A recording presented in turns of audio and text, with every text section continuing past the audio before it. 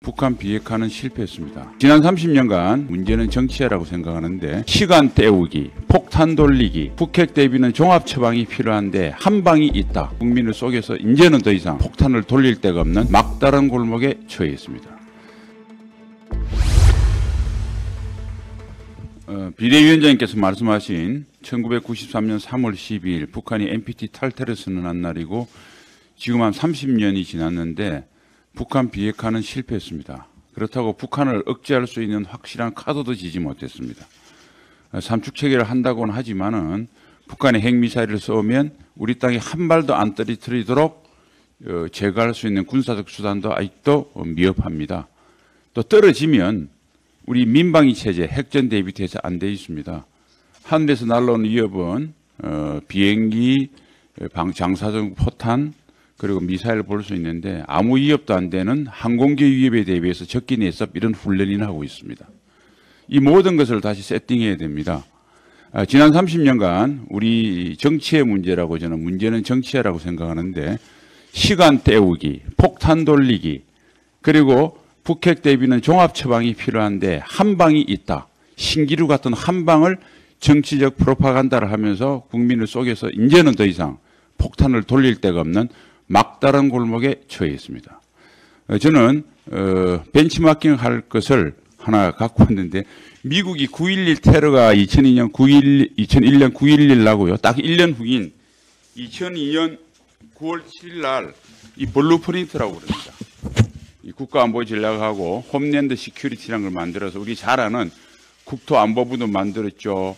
각 정보기관을 통합하는 국가정보국장도 만들었죠. 북부사령부도 만들었죠. 각종 2002년 이전에는 워싱턴 DC 이렇게 가시면 그냥 예컨대 공항 같은 데 막 들어가는데 지금 얼마나 시큐리티가 복잡해졌습니까? 다 이때 생긴 겁니다.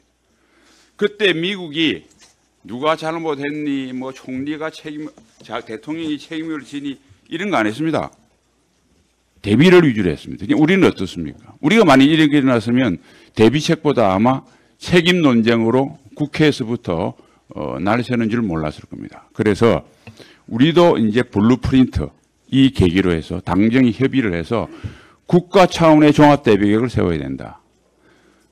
공전을 거듭하는 북한 비핵화 협상도 다시 세팅을 해야 되고요. 북한의 핵을 억제하기 위해서 확장 억제, 우리 자체적인 능력을 어떻게 더 가다듬을 것인가. 확장 억제 신뢰성을 제고시키기 위해서 뭐 예컨대 최근에 나오는 핵 공유라든지 더 제도적 장치가 없는지 해야 되는 것이고, 그 다음에 북한이 억제가 실패해서 쏘았을 때 확실하게 거부할 수 있는 킬체인과 KMD, 미국과 MD 협력도 일본 수준으로 고도화시켜야 될 것이고요. 그 다음에 그게 실패해서 떨어졌을 때 핵전 민방위를 어떻게 할 것인가. 이런 여러 가지 과제들을 전문가들이 많이 제시해 주기라고 생각을 합니다. 물론 정부와 협의도 해야 되겠고요. 이를 하기 위해서 법과 제도는 어떻게 바꿀 것인지, 그리고 조직은 어떻게 보강할 것인지, 그리고 예산은 어떻게 바꿀 것인지.